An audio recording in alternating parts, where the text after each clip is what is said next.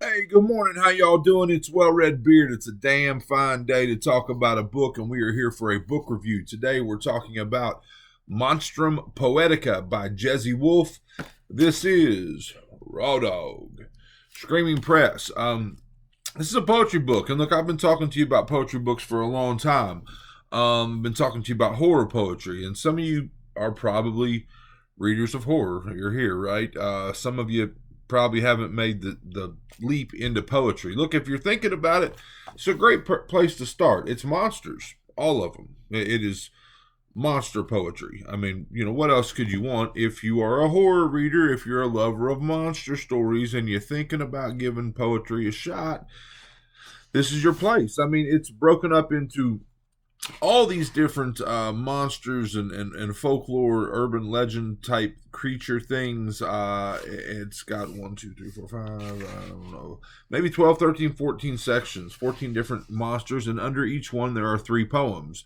But a swang, black eyed children, doppelgangers, vampires, hellhounds, jinn, melon heads, mermaids, mothmen, vampires, wendigo, werewolves, yokai, zombies, wraiths, will o' the wisps, a bunch of them, and each one has exactly 3 poems underneath. Now, I really enjoyed the setup, the concept, the idea of all these monsters, 3 poems. I enjoyed that probably more than I did any specific individual poem.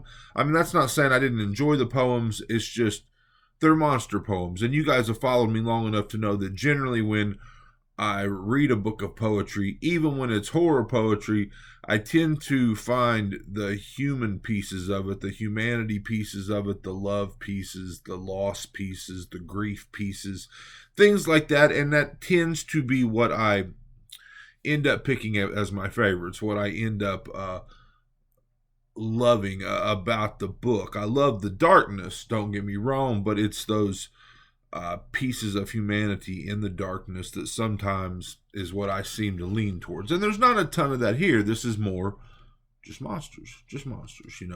But my favorite sections in the book were probably Black Eyed Children. I didn't know much about this. I didn't know much about this legend, about this particular idea or thing. And it's these children. It says the black-eyed children are creatures that look like children between the ages of 6 and 16. They are pale-skinned with unnatural black eyes concealed beneath the hat of their hoodie. I mean, how many young boys and girls have got running around here in their hoodies, man? Some of them showing up on your front porch. But, they'll show up on your front porch, knock on the door, fake distress, that they need to get inside, that they need to use the phone, they need to call their parents. They need to get inside. There's someone, there's danger. They need to get inside. That's the key, right? They need to get inside. And when you don't let them in immediately, apparently they kind of get really, really pushy, really, really angry. But the stories of the Black-Eyed Children first circulated in 1996.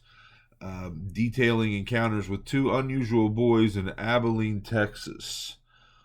Similar claims were made in Portland, Oregon. New stories of the Black-Eyed Children surfaced in the UK. So it's a fairly recent, fairly new thing. But anyway, I was really intrigued by it. And, creepy children freaks me out sometimes. The other section that I probably liked the most was the Melon Heads, and that one I recently read a book, not too recently, but in the past year by Hunter Shea, and it kind of dealt in this topic. It was called Misfits, but the Melon Heads on page 61. Let's see here.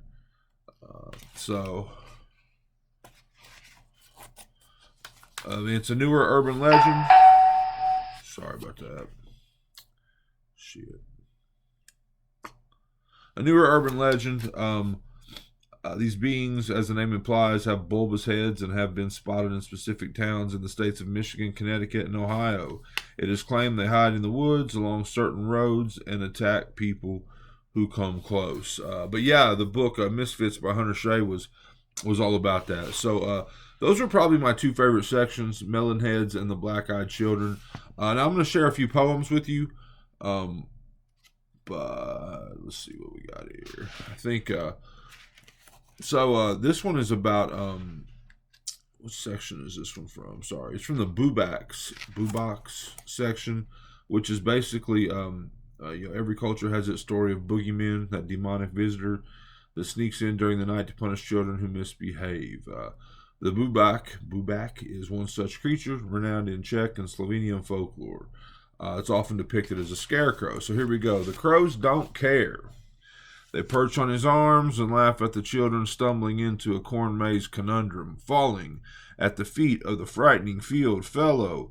The laughter rankles the black bastions and the beast.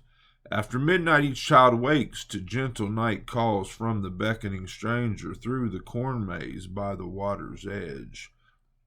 Tucked into the lapels and sleeves of his coat, the children vanish, their laughter silenced in silk, their bright eyes forever dark. Maybe tiny bodies will be found lifeless and cold by the river, coarse-skinned and baked brown like dead corn husks in the fields. No one thinks to count. The town mourns their loss of tomorrow across the sleeves of the straw man, laughing at the townsfolk. The crows don't care. I dug that one. Another one I'm going to share with you is from the vampires section. Let's see if I can find that one. It is called Thrall. She sinks, and the thing I like about this one, it's about a vampire, like the attraction a human would feel to a vampire. Like come on, you know what I mean? But Thrall, she sinks into my flesh, this dagger-toothed adrenaline. This glorious creature breaching my window, her hand strokes glaciers down the column of my throat, and I feel no warmth in her tongue's caress. Velvet whispers in my ears sing of heaven and rapture, but I know this slow seduction is an admission to hell. I love that. I know this slow seduction is an admission to hell. I don't understand my invitation to her touch. My heart yields to men. My fingers bear mortal bonds. Still, I lay opened, eager for this darkly intrusion. I, her most willing captive of blood-soaked desire. That one was Thrall. Again, it's from the vampire section. I got one more to share with you, and it is from the zombies section. It's called Cleansed. 5 weeks was all it took for 100 to become 50K. Quarantined in sealed tents, a horde of gray bodies and phlegm-tinged air, a minefield of the desperate sick waiting for vaccines. 2 months was all it took for 50K to become 230,000. Hospitals transformed into morgues packed with the corpses of doctors and nurses and researchers, a congregation of the infected lurching toward the exits. 3 months was all it took for 230,000 to become 1 million, for a country to seal its borders, trying to contain the contagion that morphed into rage, festering bodies feasting on the flesh of their families. 6 months was all it took for the rampant virus to root, destroying the society that laughed at stories and scoffed at the warnings and declared invincibility. I'm going to read that again. 6 months was all it took for the rampant virus to root, destroying the society that laughed at stories and scoffed at the warnings and declared invincibility. When the media went static. A year was all it took for the reek to inherit the earth, a landscape decomposing and devouring everything with a pulse, rotting under the midday sun, wiping our insult from her face. A year was all it took to take us out. I dig that, especially that last part, wiping our insult from her face. So Monstrum Poetica. You get the gist of. Like I said, there's 15, 16, 17. I didn't count them. I promise you. I didn't count them. But, a bunch of monsters. Each one's got 3 poems underneath. Let's see here. So, you can see those black-eyed children's right there. And, so we got mermaids, Mothmen, and so on. I really enjoyed it. I'm giving the book 4 stars. This is Raw Dog Screaming Press. Again, they are my go-to for dark poetry. This is my first read by Jezzy Wolfe, but I really enjoyed it. Cool ass cover. I love the title. I love the cover. So I'm at 4 stars. It's been my review. I hope you enjoyed it, and I hope you're enjoying all your books as much as I am. If not, you're reading the wrong damn books.